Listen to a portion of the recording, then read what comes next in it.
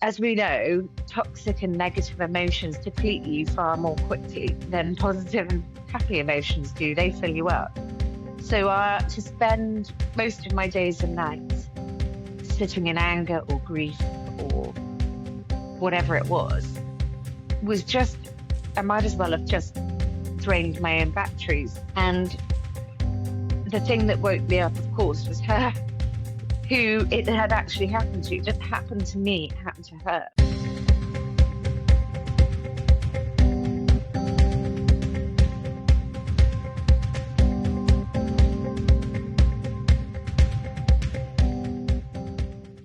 Welcome, Ellie Chappell. What an honour it is to meet with you, author, TEDx speaker, and founder of Flip the Narrative. Ellie, would you introduce yourself, please? Yes, my name, as you said, is Ellie Chappell. I am now actually an author. I wasn't. I'm very proud of that. It's taken me a long time to write this book. So yes, thank you. That was a 3-year walk. And I am mum. I think my greatest role, there was somebody shared this the other day, a video. They talked to Catherine O'Hara, you know, the actress that just recently passed. She said something really stunning. They said, what's the role you're most proud of? And she said, mum to my 3 children. And I was like, yes, that. So if I was introducing myself, I'd say I'm a mum first. I'm very proud of my children, exceptionally so, of all 3 children. And everything that comes after that falls under the category of human being. So I am just like any of you, the average human. I've just found a way of expressing some things that I think we all connect to. And so that makes me an author, and I've done a bit of speaking and still do a bit of speaking around that. You can also see it's supremely awkward to ask me any such question about myself. So I hope that helps in a nutshell. Well, thank you, Ellie. I'm wondering about where best to start today, and I wonder if it's with Ella's story, if you can share with us a little bit about her journey and experiences. Yeah, so Ella obviously is my oldest daughter. I have 3 children. And when she was born, we were very much 2 young new parents, didn't know what we were doing anyway. And then ended up with a beautiful, beautiful, tiny, tiny 4 pounds 7 ounce baby. She was Tidge. And she was just utterly perfect though, like perfect, but tiny. And I was like, oh, gonna break it. Don't have to hold it, whatever you do as a new mum. And then, but completely just wrapped up in her immediately. There's something goes on with your heart when you're given a baby that's yours. And you go, oh, I made that, and I'm very attached to it straight away. For us, that was the experience, and we were just really bound by her. But what happened next was that she wasn't ticking all the boxes in the standard way. So there were things they were said were missing, and it started really with her eyes. And my husband noticed she didn't have what appeared to be any colour in them. They were just all black, and there was a white dot in one of the eyes. And that sort of led to investigations around her gene pool and genetic coding, what's missing, what's not. And then we were told she had a very rare syndrome, WAGR, which has lots of things attached to it. And depending on who you are, like any syndrome, you can have all bits or some bits, or, you know, it's a real sort of a variety of very unique. WAGs are referenced to zebras. So we're often talking about zebras because they are so utterly unique, and they're not here to be shaped into any kind of sameness. They're meant to be entirely individual, but like any human being. And then much later in Ella's life, we had a lot of medical interventions in the early days, but it wasn't until she was 7 when we realized that what fundamentally had been missed at birth was that the combination of sight and hearing loss equated to deaf blindness. And that was really, really pivotal. We kind of really needed that information earlier. And that's not to say anyone was at fault. It's not the point of what I'm saying. It's just that it would have been really helpful to understand this very specific way of walking through the world. And at that point, she, in terms of how she presented, really had deteriorated. And I think it was a combination of being completely misunderstood, but also not being able to receive information in a way that made sense for her, and having to always sort of fit into the expected ways of being and doing was causing her so much stress. So things went wrong at that point, and that's really when I had to sort of dig in deeply into what deaf blindness meant and what that looked like and who was involved and who did we need to talk to and how could we support her and how could we fix what had gone really, really wrong. So that was where we started really at 7, 8. And then in 2016, she actually came out of the education system. I think she was probably one of the first EOTAS packages that wasn't just around, I think, medical needs. I think at that time it was very much children who couldn't attend school because they were medically unwell. Can you explain what that package is? So it's education other than at school. So it's a funded package of support where your needs are met in a different way because the standard services, you just unfortunately aren't able to walk through those easily in Ella's case. And certainly in terms of the way she communicates, that wasn't readily available. She's a very sort of small minority of children and young people are deafblind in this country. So plus combination of physical things. So it was really, we were just in a bit of a no man's land. And so after being at home for a period of time, it was agreed with the LA that that would be really positive to continue that because she's actually flourishing.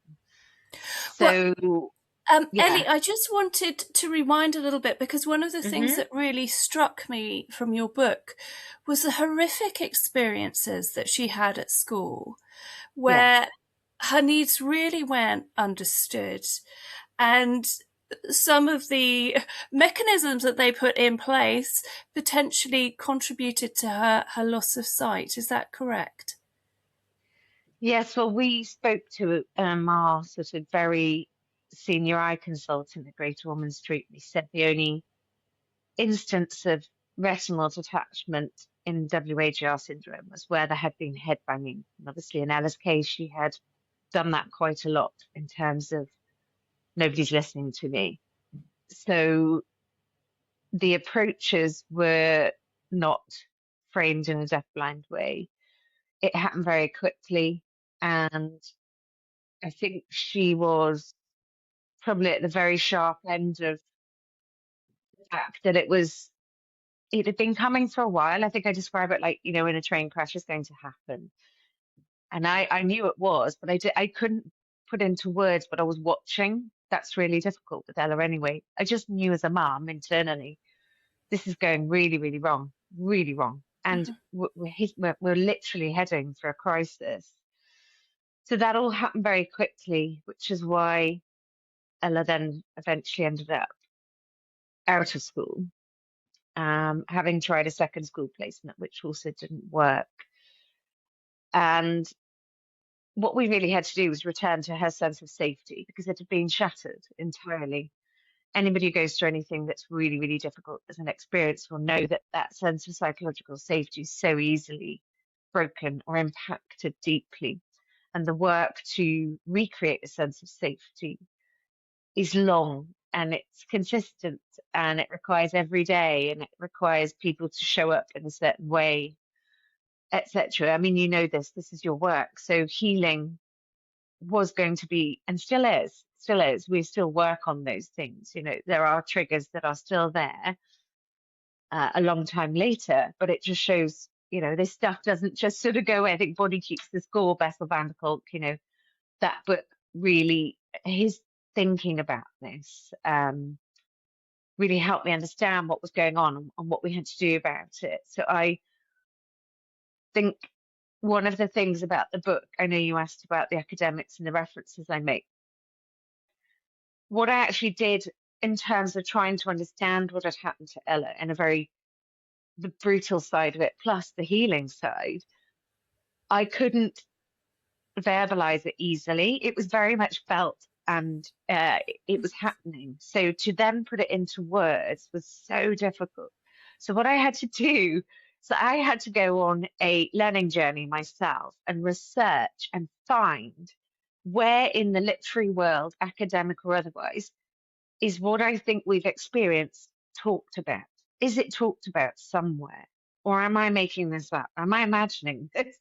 And I needed to validate for me and for Ella that what I was seeing was a thing. And so the stuff I gave words and names to, like pulse of intention, like um, the way in which I talk about the triangle of trust, it's actually out there in the academic world, but it's called something else. And I didn't know that. So I was hunting for what is this that I've come across? Like I'm experiencing it in a very non-verbal way and through the experiences my daughter's sharing and the things she's showing me. But I don't know what it is. So I called it other things. But then I went to find there must be someone else who's thinking this. Like, has somebody else? And then I suddenly found all this information that was absolutely backing up what we'd been through and what we were experiencing and what we found along the way. So yes, although it was incredibly difficult for her and it was a really difficult time, what's come out of it is nothing but positive. And that's really what I would like people to take from this book is that it is not about wallowing in the bad stuff. It's about what can we do to hold on to hope, to catch the glimmers that I talk about, to really understand that whatever we've been through, however awful it is, something positive will come out of it. And in Ella's case, in our case, it has. And it's just testament to our humanity, I think, that's alive and kicking, but we need to keep talking about it. Well, I think that was something that really struck me. What you have been through as a family, chemotherapy with Ella when she was only tiny, the challenges at school, some of the injustices that you faced. I was really struck by your decision to remove yourself from any bitterness or anger. And I think that's a journey. And you said something really profound in your book. So I'll just quote you if you don't mind, Ellie. So, whilst I remained tethered to anger, grief and blame, I was burning myself out. So that you recognize the cost of holding this, but also that very human response to injustice. When we're consumed with frustration with a system often that it isn't seeing or hearing us. Yeah. I think I can totally understand why we get into these positions. I was there for a long time, as I talk about in the book, until I realized it was doing nobody any favors, in particular Ella. But also the cost to my personal self was I was burning out. I was, as we know, toxic and negative emotions deplete you far more quickly than positive and happy emotions do. They fill you up. So to spend most of my days and nights sitting in anger or grief or whatever it was just, I might as well have just drained my own batteries. And there was no point in that. I didn't have any wherewithal or will to do something about it, to be solutions focused. And the thing that woke me up, of course, was her, who it had actually happened to. It didn't happen to me, it happened to her. And she somehow coped with this dropping into an entirely black world, having had useful vision, and really trusted her own body about her healing, the somatic level of healing that she did in terms of rocking and moving herself, in terms of what she needed to actually re-regulate and come back to herself, how she then reinvestigated the world entirely differently, how she began to really use echolocation, how she began to, I mean, she was just solution focused. How am I going to do this? It's not to say she wasn't traumatized. It's not to say she didn't have the biggest shock of her life. She did. But her response to that in terms of how she stepped forward eventually was way, way above mine. Mine was pathetic, really, in some ways, because I was holding on to things that weren't mine to hold on to. They were in terms of being her mum. I was very angry for her. I was very upset at the lack of space made for her way of being in the world. But also, I had to realize that wasn't really going to get me anywhere. I was just being circular. I was going round and round and round over the same thing. And actually doing that was quite helpful for everyone else, because I just spent a load of energy being noisy in a corner, but it didn't get me anywhere. It didn't really move anything. So when you decide, I'm not going to do that, I'm going to put that down, because one, it's making me feel ill. I don't like it. It's just all the stuff you don't want to sit in your space all day. And I need to follow what she's doing. And then that became lighter, easier, more positive. I got my mojo back. I was focused. I knew what I had to do. I was like, right, we need to do something about it. And I could do something about it constructively, because I'd got myself out of this spiral I'd got into. And what worries me is that so many parents get stuck in that spiral, and the system invites it. It's entirely set up for us to be invited into that, and to then stay stuck in it, because while we do that, the system can carry on doing what it likes. We're not affecting, enough change in terms of we're very angry, we're cross, whatever. But I think it's a state of inertia the system benefits from. And what happens when we refuse to engage in that level of discord is the system doesn't have a response for that, doesn't know what to do. It's like computer can't compute that. What do you mean you're not going to react? Oh, I'm going to respond, because actually I'm not going to play this game anymore. And I think that's really, really powerful. That's really powerful. I think we think it isn't, but it absolutely is. It's much more human. It saves energy. It prevents everybody feeling rubbish wherever you sit in the space. And I think we get to a better place. I absolutely know we do, because I've done it. So it's just, it's a reframe, but I think it came from Ella, who already knew that. I can waste my life sat here being really, I can't speak for her, but what she showed us was very much like, I'm so motivated to still be here, and I'm going to do it differently. And I'm going to do it without vision, but I'm still going to do it. And I'm like, wow, like, yes, come on, Mum, get a grip, move with me, stop being the roadblock. So yeah, she was very, very much part of the shift, part of everything. She's threaded through everything. So yeah. This might be a bit. I'll ask the question anyway, but it might not be. It might be one that gets cut out, because I'm just. I don't know how you answer this. You said about the systems kind of feed into that being trapped. What are the mechanisms in systems that kind of hold people in that sort of anger cycle, reaction cycle? I think that I discovered more latterly when I was working in the NHS on a training program for a couple of years, the National Autism Trainer Program.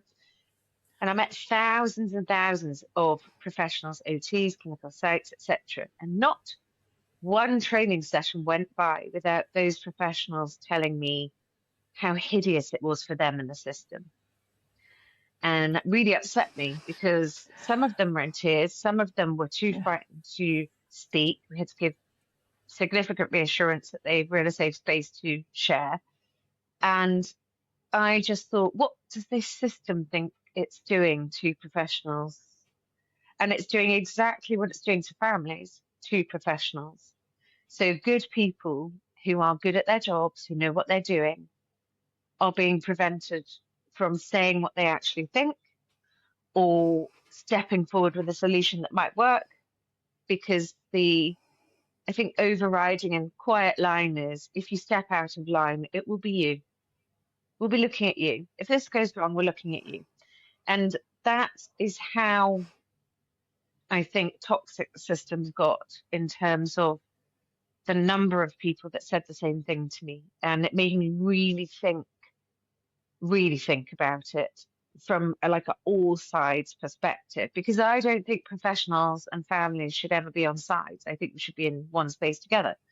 And certainly 10, 15 years ago, it wasn't like that. Professionals would come into a meeting, they'd happily professionally challenge one another. It was fine. You could do that. And people respected one another. So agreeing to disagree was okay. Agreeing to have different opinions was okay, because we were talking about somebody's life and it was taken very seriously. But we didn't shoot each other down for having a different opinion. We didn't shoot each other down for agreeing to disagree. And that seems to be where we've got to in professional spaces, in all system spaces. We're in an era of suspicion that is absolutely stifling for everybody, for every human. It's not the people that are really causing the problem. It's the way the system is set up. But by default, if we don't do something different, it will carry on. And one way we can do something different is to walk differently in it. You talked quite a lot about psychological safety, and you reflected really compassionately on professionals within the system. And there's something about, do the people coming to see us feel safe, and do we within our system feel safe? Yeah. That is a big issue, I think. Yes, it is. One of the other things that got triggered for me as you were talking, Ellie, is I have a little boy with very severe autism, and he's nonverbal. And I would say he feels partially present. Every now and then he sort of drops in and he'll say something, and it's the most wonderful moment. And then he sort of disappears again in his very happy world. Do. And if you kind of contain and keep his environment safe, he's very happy. When you introduce change and you do something different, it can be very dysregulating for him. But I find the biggest challenge is managing the world's responses. Actually, if we can stay in our little bubble, we're fine. And I'm really lucky. I have a wonderful school for my son. They look after him really well. He's really happy there. But it's managing the world and going into I go out, Ellie, with a little lanyard saying my son is autistic and nonverbal, because people don't always have very nice responses, and little children as well. You're like, oh, some of the things, he can't talk, what do you mean he can't talk? It's like, being able to talk is a great privilege.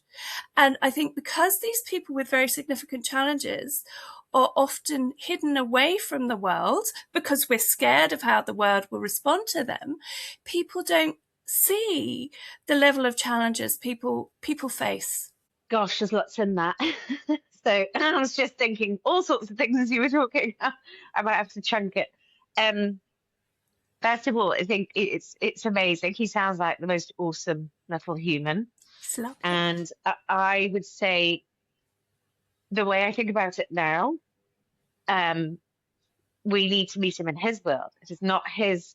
It's not the onus on. It's not on him to meet us in ours. We need to go to his. So in the book, I talk about languages and cultural differences. So if we were dropped into France and we insisted on English being spoken, how long do you think we'd last? Mm-hmm. Yes. Yeah. So it's no different, really. One of the things is we have to get to know other cultures. There's autistic culture. How much do we know about autistic culture? How much do we know about alexithymia, interoceptive issues? How much do we know about misophonia? How much do we know about any of these things? How much do we know? Are we autistic culturally aware? I don't think we are. Are we deafblind culture aware? Don't think we are. Are we deaf culture aware? I'm deaf. I'm consistently assumed to be rude because I'm a direct communicator, which is why my autistic colleagues, my deaf, like anyone else who's perceived different, gets me, because they're not bothered by that. They're really not, because it's just me showing up as me. I can't do fluff. I've only got a certain capacity to listen. Sometimes that comes across as she's rude. I'm not. I just need to know without the fluffy bits, because I've only got like 80% batteries. You've got 100% batteries. Mine will last till 6 o'clock and then I'm done. How much do we know about this stuff? Are we interested? Do we want to know? I think we should be curious. I think we should be really curious. I think we should be teaching it in schools.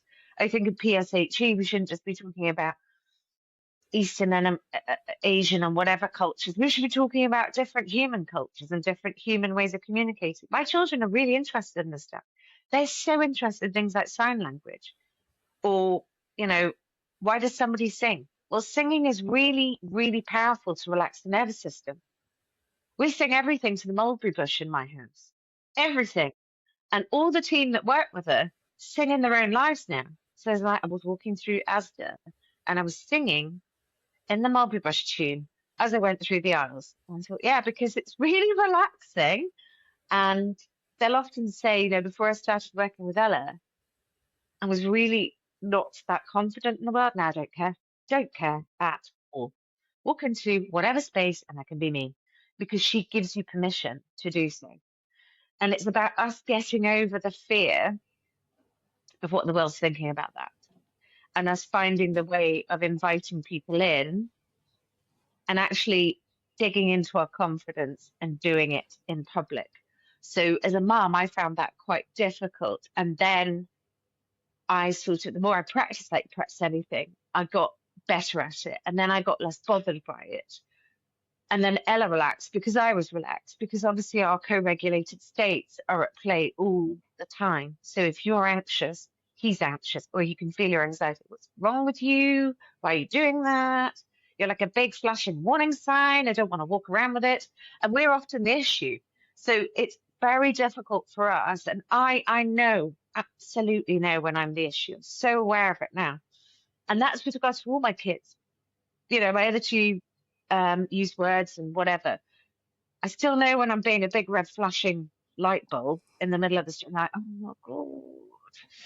They can verbalize back to me, can you just not?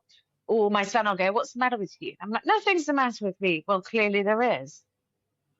Obviously there is. I don't want to talk about it. But Ella's feeling all this stuff as well. She just doesn't give that information back to me. Oh, she might say to me, by door, which is get out my space. Just go. Don't want to hear it. Don't want that. Take it away. Because I am fizzing around in her space. And she doesn't want fizzing around in her space. She's quite zen and calm. And I came in and messed things up. But the way we look at it in society at the moment is we look at it through the lens of they are messing it up. No, they're not. It's an us problem. We're not culturally aware. We don't do the work. We've got tons of variation on our species and we haven't looked at it enough, or we haven't learned about it enough. We're still saying they're different, they're broken, they're weird, they're strange. No, they're not. They're just human beings, a variation of our species, like all of us are, because no DNA is repeatable. And we've got to do some work about that so that your son can grow up in an accepting world. Yeah. Yeah, I was struck by, as you described your experiences, what has been gifted to you, to your life, the singing. Would you be singing if all your children No, were, probably you not. know, within typical frames and so on? The joy that is being brought to you, the joy that's being brought to carers and people that come in contact. And I wonder if sometimes in some situations that gets missed because of the emphasis on the dis, what people can't do. Yeah. So the invitation, isn't it, in society is you're only going to get help if you can prove the dis bit. Are you disordered? Are you deficit? Are you broken? How broken are you? And then we'll score you and decide what you can have for support. Again, bonkers. And the forms don't have, what are the strengths? What are they bringing to this world? What's the joy? No, because we work on the premise that if it's not normal, if it's broken, how broken is it? And then we will assess on the broken scale what support you can have. And what we forget is all human beings have support needs. None of us are not interdependent. So about being independent. None of us are independent. I'm not. I'm totally interdependent. If I didn't have my family and my friends, I don't think I'd be floating around in the world quite so happy or feeling as secure as I do. I'm very dependent on my connected relationships. I'm interdependent. And that's that idea of Ubuntu. I am because you are. You know, we are connected. We are interconnected. We're meant to be as a species. We're not meant to be floating around totally separate from each other. And that's happening a lot. It's a whole other discussion. But so I think it's really powerful because we need to be brave enough or willing enough to actually talk about, regardless of somebody's variation, what do they need as support and why do they need support? And it's the human stuff, they really struggle with, and they might need support on this day. So this also leans into the debate around high and low support needs versus profound or severe autism and or not. And what the autistic community prefer is talking about high and low support needs, because on any given day, you or I have high or low support needs, don't we? How well you're feeling, what your confidence like, if you're ill, if you're, you are going to have bigger support needs when you're unwell. Somebody's going to have to come and hopefully give you a cup of tea in bed and do you need some paracetamol, and what can I do? Should I put the washing on? Because you're not going to be able to do it. So our support needs have shifted because we're not well. It doesn't mean that we're not competent or capable of being in the world.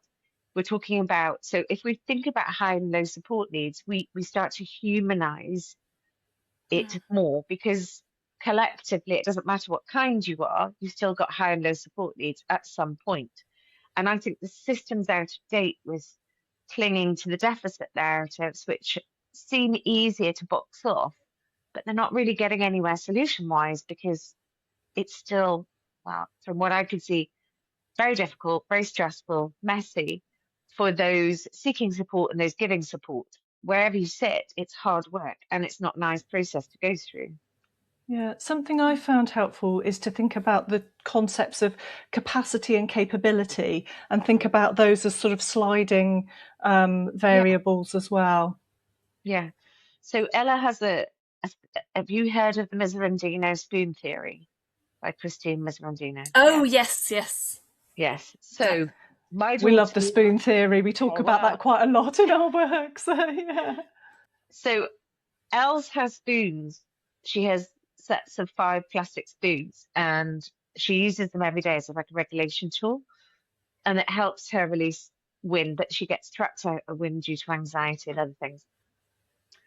But it's also part of her regulation break. So essentially it's when her spoons are low, she needs her spoons. So, and I talked about this quite a lot, and when I was doing the training, the NATP training program, they shared an example of a wonderful young man called Eric. And his version of that was to talk about batteries. So he had batteries, and depending on the levels, that's how he got through the day. So if, he ended up leaving school at 2:00 in the afternoon. And when they actually unpacked why he was leaving school without telling anyone, he just was like, I've run out of juice. Batteries have gone. So the capacity and the capabilities we're talking about is he wasn't being difficult for difficult's sake. He just had nothing left. And so when they reordered the day in terms of his capability, his capacity, and what ran out quickly or did not, he flew. It's just a flexible reordering. And I think unfortunately we're very wedded in our education system to this linear metric.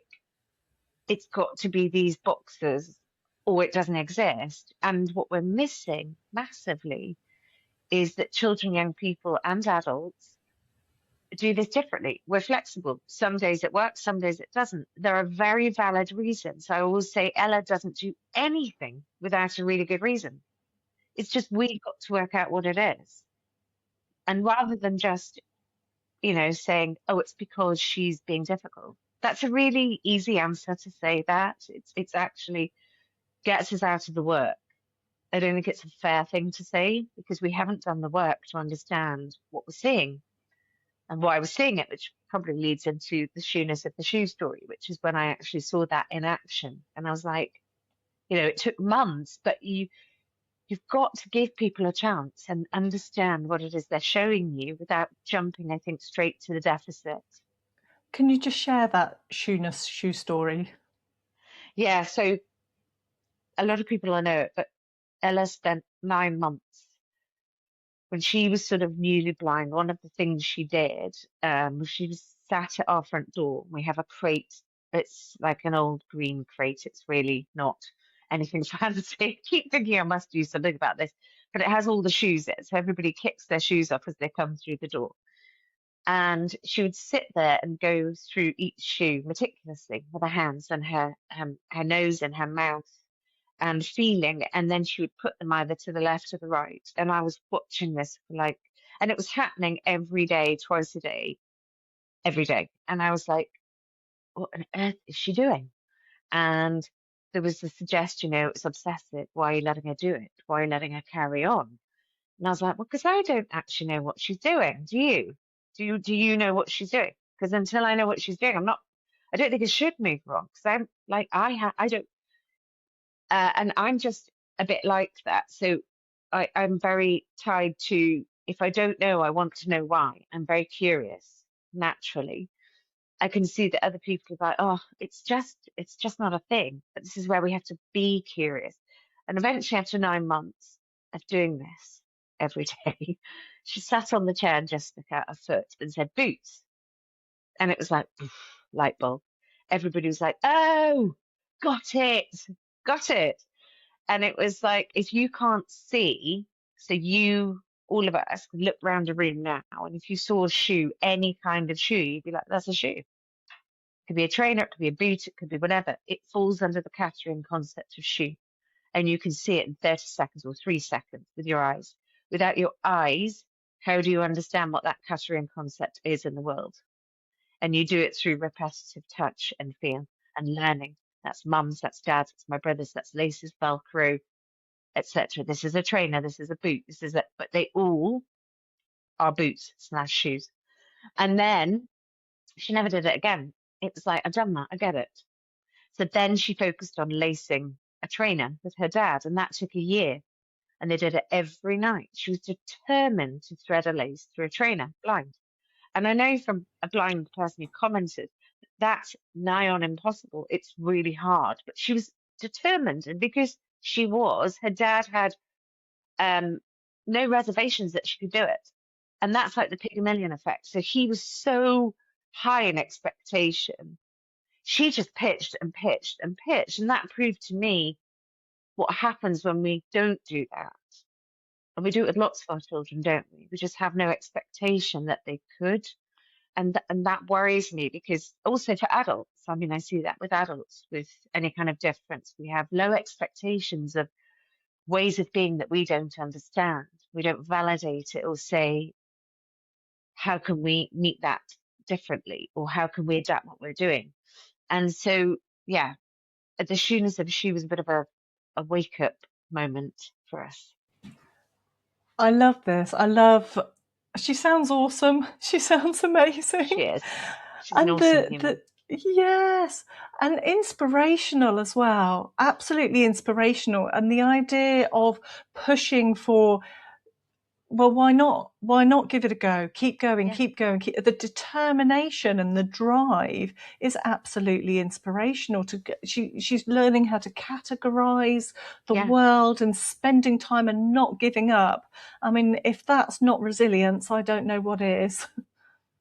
I know, and I think it's a lesson to us, because I mean, my friend Barney Angliss referred to it as the science of one, because he said it's a demonstration of the science of one. You know, she used to say that isn't a perfectly valid way of learning, and it is, because she got to the outcome she wanted to get to. I need to understand this, and she's very, very driven and motivated. But you've really got to suspend your own limits and belief and go with it. That's really hard for us, because we've been taught there are certain ways of doing things and other things are just not possible. And it's like, well, why is it not possible? Why have we forgotten what possible feels like, or creative feels like? Or why are we sucked into the linear and the narrow and it's too restrictive for us all as humans? What you make me think of is the power of our words. And I suppose what's happened is people have been saying to you over Ella, pouring out these words of can't, stop, different, odd, you know, get her in that box sort of thing. All of that's been poured out. And so for me, I think it's a real credit to you and your husband in terms of your determination to not allow all of those words to guide you towards the dis and can't, and go and step into that, what is possible, what can be done. I mean, I'm feeling inspired to change my entire life now. That's very kind. She's the teacher. I am merely a student in all of this. You know, she's the one who has this down and nailed. And Ella's not the only one. There are thousands, gazillions of people who do this. We just walk past them on a daily basis because we see it as less. If you spend time with people who don't use words, your son, I guarantee, is a master at this too. And the more he follows his own path and opens up, or you can keep that sense of psychological safety intact, the more he will show you. And it's inviting people into his way of being. And it does. I know as a mum, that's hard. I stood on the line and thought, I really don't know if I can do this. I feel sick. I'm so nervous. But I've done it because, and it's that practice of, I will do it because you're doing it, you little brave thing. You're doing it, so I've got to do it. I'm an adult. Come on, get a grip. So it's like, and doing it with compassion and kindness. She's never mean to anyone. She's not. That's the other thing. She's not horrible to people. She's kind. She wakes up with a brilliant sense of joy on a daily basis. She's like, right, what's Thursday giving us? And I'm like, oh my God, I just want to be like that. Yes. I've had it societally driven into me. We're supposed to wake up and doom scroll and panic and and it's like, no, not going to do that. And I've re-navigated my own practices to make sure that I can be present and think. And I'm not saying I get it right every day. I don't. But I am consciously aware, because she's made me super aware and think about this. How do we make ourselves happier, and how do we make space for thinking about other ways of being? What we've got to do, a lot of this is about the work we do on ourselves first, because we are innately terrified of being who we are. And I think Ella and your son and other people hold a mirror up to us. And what frightens us most is the vulnerability in ourselves that they mirror back. They're quite happy sitting where they are. We're very nervous about it. And that gives us a signal that there's something about either our lives, our way of being, or something else that we haven't dealt with, and we need to think about what work we need to do. How do we slow our stress states? How do we get out of dysregulation? How do we stop doom scrolling? How do we shift out of the constant negative narrative? And it's being projected into our culture. You know, fear is powerful. And what we have to remember is love is twice as powerful. And that's love for our fellow man, our fellow person, being nice to people. Can I hold the door for you? Stopping and helping somebody who needs your help just because they need your help, not because you're getting anything out of it. The really small things that make a phenomenal difference in our lives. People never forget, do they? No. Can I quote you, Ellie? I often wonder whether as a society we've lost sign of the essential needs of being human. Love, compassion, kindness, community, faith, and humility. And I think that's so important. And one of the most useful things that was ever said to me about my little boy was one of the ladies at his nursery. And she just said, Georgina, just enjoy him. Because on that journey of like figuring out that there was something not quite right, what's going on here, and then reading, if they're not speaking by the time they're 2, the prognosis is really bad, and they're getting really fretful and really wound up, and how am I going to get this child talking? How am I going to fix him? I was in a state, and just enjoy him, be in his world, be present. And I've really tried to step away from the fixing. He is who he is. He is happy. What an absolute blessing. And I think I have to think quite carefully about the people who I have around me, who I let into my home, because not all responses are kind, are they? You need to think about your other children and how their lives are being impacted, well, hang on a minute. We are all impacted. but it's not negative. We do have to do life differently. That's fine. We all have to adjust life for our loved ones. So yes, I've found what you've said today very validating. And Ruth and I have our Kerr and Gray model behind us there on her wall. Yes. And what you're saying is so resonating with what we feel is fundamental to the human condition. So acts of kindness, community, faith. Faith for me is fundamental. That helps me to navigate all sorts of things like not sleeping. Yes.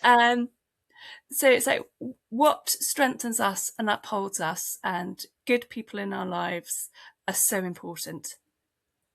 They absolutely are. And I think I really resonate with what you're saying there. Just some people say that to me about, what about your other children? I'm like, as far as they're concerned, that's their sister.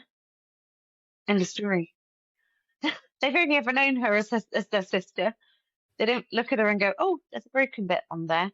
They don't do that. Children don't. No. Children are really accepting. Adults conflate it. Adults start mixing it up. Adults start projecting negative. And, well, this really bothers me. Well, it bothers you, but it doesn't necessarily bother the person you're talking about. So it's maybe a you problem, not a them problem. How do we stretch our lens? How do we widen our understanding of human variation? We have to start doing some work around it. Kids are way more accepting than adults because they haven't yet been honed into the really linear societal fear state. They are still creative and thinking and imagining, and what we should all be doing forever. It shouldn't stop in childhood. That's what keeps our humanity intact, is what if? Oh, should we try? Why not? This curiosity state is so much more powerful than entering the furious state. You know, somebody once said, be curious, not furious, because the latter will just burn you out. And you just will use all your spoons up, feel rubbish, and down. It's not doing you any favors. It really isn't. The other way does. It lifts you up. And I think, like you said, it's getting what one thing Ella did was, I suppose, she authenticated our lives as a family and the people in them and the people we are happy to have in them. And some stayed and some didn't. And actually, you need, for a worthwhile life, you've got to have really good relationships. Relationships are everything. That's where it starts. And she is very good at maintaining authentic relationships in her life. And because she has an induction process, as it were, you know, she picks her team very well. And if she doesn't like somebody for whatever reason, eventually she moves them on. And she's got key strategic ways of doing that. She's very kind about it, but you get the message eventually. It's not working for me. Off you go. So, and that's just a mismatch. Yeah, door, bye. And I was like, wouldn't everybody just love to use door in their lives? Like when I've had enough, door, and that's all I have to say, going. Or bye, bye, and then clapping to make sure you've moved. And I'm like, I'd love to have your level of confidence. I'd love to do that in some of the meetings I go to. Door, bye. I was like, we need mugs with this on. Door, bye, see you. Or just hold up a sign saying, no, we're done. I'm gone. I'm finished now. Sorry. And it's just like, I love it. I love the simplicity of like, this is no longer working for me. Door, bye. My little boy does. But it's, yeah, it's just, and that's just acknowledging the very real thing that not everybody gets on with everybody. And that's okay. We don't have to. We weren't meant to all get on together. We weren't all meant to agree. We're allowed to disagree. We're allowed to not get on. The messy middle human space is messy because humans are messy, because we're meant to be, because we're always meant to be going forward, going back, going left, going right, going back, right. We're always meant to be working this out together, because there will always be an enormously varied number of humans. It's not going away. Diversity is not here for 10 years and gone. And I know we've made this vast industry out of, like, how do you, but we still haven't got to the real thing, which we're talking about here today, is how do we humanize it? How do we be human rather than do tick boxes? And it's the being human is what binds us all together, regardless of what kind we are, because we all need love. We all need to feel safe. We all need companionship, connection, compassion. These are things every single one of us needs, regardless of what, package we arrived in. And Ella doesn't care what kind of human you are. She can't see you anyway. She can't give a toss, but she can sense straight away what you're bringing into the space. This pulse of intention that we emit like a heartbeat into the space. We need to be aware it's a thing. We can all do it, can't we? When we go into a room, you think, what is wrong with that person? Because it's coming over here. The vibe's coming. You can sense it. We can do that. Or somebody walks in that you know, and you just look at their face and think, oh dear, something's happened. Because there's no words, but there's a vibe. And Ella's really, really able to pick up on this quite well. And I think that's due to the loss of the vision and hearing. So other senses massively increase. And because I'm deaf, I've got a horrendously acute sense of smell. Literally, I'm sure it's because my hearing's gone down, so that went up. And so for Ella, all the other senses must be increased because of, she's got to use her hands, she's got to sense what's in the environment, her sense of echolocation is phenomenal. She's like a bat. It's like she knows what's going on and how far away you are. She uses her voice and she uses clapping and she uses banging on walls. And this is all, it's amazing. It's like MI5 stuff and we don't value it. Somebody walks in a room and she's got the measure of that, and whether it makes her feel comfortable or not, without any spoken word. It's because we all can sense this. I think we focus on the primary senses and we forget how powerful the other senses are. And those are things she navigates us to, yeah. Communication, one part of it is words, language, speech.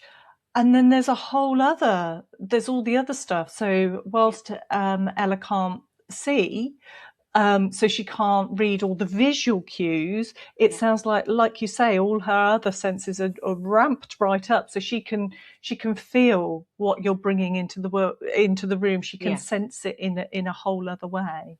Yeah, a real gift of discernment. Yeah, it is. We called it the pulse of intention, but it does have various names as I did this sort of research around what is this thing we called the pulse of intention. And it's emotional contagion, it's known as in other circles. So emotions are contagious. So there's lots of work gone into this just around how we think about that in terms of behavior, for want of a much better word. Don't like that word at all. But it's known, isn't it? Behavior. Oh, we all do it, but only some people do it wrong. No. So when we're thinking about that, it's about how the emotions are contagious in a space. So I affect you, you affect me. It's Ubuntu, really, in emotional regulation language. And we called it the pulse of intention. So we knew something was happening between people, between her and others. How was that affecting her? How was she affecting them? And that's when I found the language of emotional contagion, emotional regulation, co-regulation, because one affects the other. It's science, it's physics. It's just what happens. So if you both bring a negative into the space, it's like battery ends just bouncing off it. It's not going to connect, is it? So it's like, hello, this is really logical. So if we bring the positive, then somebody can connect and we can help co-regulate and help emotionally attune. And it's being really aware of what we take into a space, because we're only ever in control of ourselves. We cannot control anyone else. Forget it. It's not happening. That's their choice. Our choice is, how do we show up? What are we absolutely responsibly aware of? What are we doing to make sure we're showing up as the best kind of human we should? And that pulse of intention then affects somebody entirely differently. It affects the entire environment around you differently. So I talk about Ella she's radically tied to her own lane for a reason. She knows that. The only thing she can affect is her space and what she's giving out. How everyone else responds or reacts to that's not really her problem. It's our problem. So we also have to be that way inclined. And there's more of us focused on how we show up and how human we are, remembering we all need the same stuff, and give grace to one another while we're getting it wrong on the way to getting it right, because we do. We absolutely will mess up. The world would just be a much more relaxed, less stressful, fear-filled space, because we've come back to essentially what everybody really needs. And I think we're crying out for it. And we see that with all, we're going to classes, we're trying to be mindful, we're trying to breathe properly, we're trying to meditate, we all know we're burning out. We've got so many apps and join this class and do this and drink this much water a day and this pill will sort you out for this and have this green juice and blah, blah, blah. And it's because we're overcooked. We're really overcooked. And the invitation from Ella and your son and anyone else who's not walking that standard path is come over here, try this. It's what you're looking for. It works. It's just very different when you first step in, because it's nothing like that linear societal path that we are conditioned into thinking is right. So when we step out of it, it's a bit of a journey, but it's just wonderful. It's a different way of being. And it delivers on those things that you were missing and needing. Like, it's okay. You do not have to spend your life furious all the time. And that's exhausting you anyway, and it's putting your health at risk. So let's do something different. Wow. Sorry, I go off on rambles. What would you say are your key learning points from your daughter? How to be a really good human, top and bottom. We've lost our way, and I think probably due to the most painful thing that ever happened in our lives in 2020, that's when it really took me on a journey to get to a much better place and to get things right. And I did a lot of self-reflection and reflection in truth around the part I played, because we all play a part, and we have to be honest about that, in the system and the narratives that were coming out of the system in terms of why it wasn't working. And if I'm honest, I didn't like the person I'd become. Gladiatorial, always fighting, angry, tied to grief and being furious. And that switched, but then it switched again. So there were layers to this. But watching my daughter be an unwaveringly authentic, compassionate, kind, phenomenal human throughout, I was in awe. And I just thought, we just don't value these people. And they're masters and we're students. In this world that we haven't learned enough about, we've got so much to learn, so much to learn. And I really wanted to learn about it because I knew it was going to improve my life. Once I let go of the societal narratives, how you should be, how you should show up, what you should look like, what kind of human you should be, I felt really free. I thought, I can actually be me for the first time in years. I can acknowledge I'm deaf. I can acknowledge that my direct communication upsets people sometimes. I can acknowledge that I need to be mindful of that. I can acknowledge that I really don't know everything about everything, and that I'm not having the experience my daughter's having. I'm merely walking with her in it. So I have to be exceptionally humble about what it is I think I'm understanding and seeing, because I'm not having the experience. But that goes for every human I meet. I'm not having their experience. I don't know what happened to them this morning. I don't know what the backstory is. They may have had the worst news of their life delivered 2 hours ago, and I'm standing here being utterly vile to them. Why did we end up there? Why do we do that? And for me, I saw worrying patterns and trends emerging not just in England, but everywhere, where we've lost our ability to be human with each other. And I saw Sasha Stiles, the poetry artist, she's got an exhibition at the moment. I think the biggest act of rebellion at the moment is to be human. And it's true. The biggest act of rebellion is to be human and not allow ourselves to walk away from who we truly are, because we're all trying to find out who we are. We're on this insatiable journey to become happy, fitter, this. And I'm like, yes, but what I discovered with Ella was it's all entirely possible sitting here in this space that we close our eyes to, because we're shutting off human variation. We're saying it's broken. And one of the things in the book, to me, it's really powerful is we don't fear difference because it actually threatens us. The biggest reason we fear difference is it because it reveals us. And we're terrified of that vulnerability. Terrified, right? And that is why we're searching for the supplements and the yoga and the mindfulness, because we are actually what Ella does and your son does is they rock up in their socks. 100% them. We can't do that. Can you do it? I can't do it every day. I'm terrified of being me all the time. I'm like getting better at it the older I get. I'm 50 and I'm like closer than I've ever been. I think when I get to 60, I'll have it down and nailed. But these kids that we are ignoring, and young people and adults who literally rock up radically authentic, we call them broken. They're not. They're not broken at all. They're radically them. We're dying to be like this. But society's turned it dis and deficit and broken because we don't really understand it. We don't do the work. We aren't culturally aware of the variation of the human experience. Ellie, what this really speaks to me about is if we can drop the shoulds, it might unite us. It might unite us and we might connect in more authentic ways as the people that we were all individually designed to be. And actually, your daughter, Georgina's son, are teaching us how to do this. I mean, what a gift they are to society.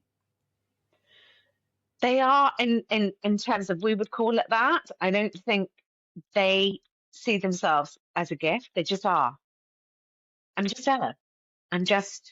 Your son's just your son. They're not walking around wanting to inspire us. They're there because human variation exists, always has done. We've narrated it as wrong. We've narrated it as deficit. We've got stuck in that narrative. What it is time to do now is say, actually, I don't think they're wrong. I think they might have it right. And it is, if we talk about it culturally, people understand that more easily than other words. So if I was to say, do you know anything about autistic culture or deafblind culture? Already that's easier for somebody to understand because they'll be thinking French culture, Spanish culture. It's a thing, it's a word we use that doesn't make people feel anxious. And I think it's about our language. You said at the very start, words are powerful. How do we narrate? How do we invite people in? How do we give everybody the opportunity to feel they can be part of it? And one of the points I make in the book also is that we are using language now in a way that I am really concerned that we keep redrawing the lines. And what we've got to do is stop drawing the lines, okay, in the sand. There is no line between us. We're just different. Accept it. It's a thing. Yes, we need bridges. You said we need bridges. I love that. Bridges. Yes, no lines, bridges. Because that's not what this is all about. It's about, there are fundamentally a handful of needs we all need. And that's how we connect. If you want to then spend time to learn another language or a way of being, I think it's on us to do that. I don't think everybody, it's like going to France and saying, from now on, you will only speak English because I can't be bothered to learn French. I'm like, we can apply this in a wide number of ways. As you know, I'm not going to get into that, but it's being humble about this. It's being gracious. It's saying that I think you matter and I validate you and I see you and I'm willing to do some work to understand. And I hope you will for me, because it's a two-way process. And this meeting in the field is really important, really powerful, because in the field, we don't polarize, we don't go into the extremes. The extremes are so easy to sit in. Just pick a side. Well, I don't want to pick a side. I want to sit in the middle. I'm exhausted with fights. I want to be in the middle where we go back and forth and we work it out and it's messy. We get it right, we get it wrong. We don't shoot each other down for that. We hold each other's hands, we help each other up, we keep going and we can work it out because we're going to be diverse forever and ever and ever. It's not going away. We've got to do it better than we're doing it now. And that's the invitation I think my daughter's really brought me to. Thank you so much, Ellie. This is you're very such a welcome. rich discussion. And I think it creates a lot for us all to reflect on. And I think it's a real celebration of difference. And for me, it's been enormously helpful to reflect on my thinking and recognizing ways in which my thinking can get caught up in ideologies influenced by the world and how we should be, as Ruth said, and actually appreciating what is and who we are and what we each bring as unique individuals. But it's been lovely to be here. Thank you so much for inviting me.